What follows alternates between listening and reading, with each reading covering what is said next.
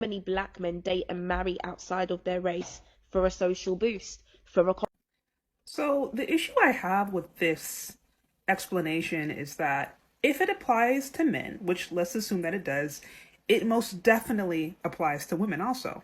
This book, The Dating Divide, Race and Desire in the Era of Online Romance, was written by sociologists, and what it does is look at dating patterns today.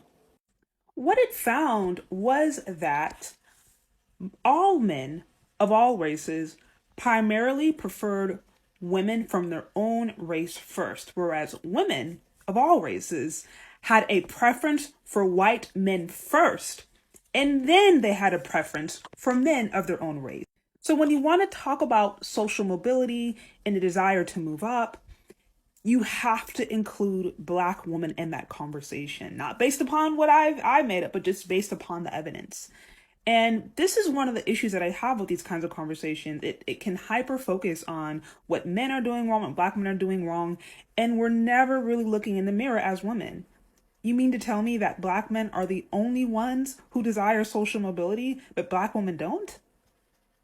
Arguably more so, based upon the evidence. That is what we have found.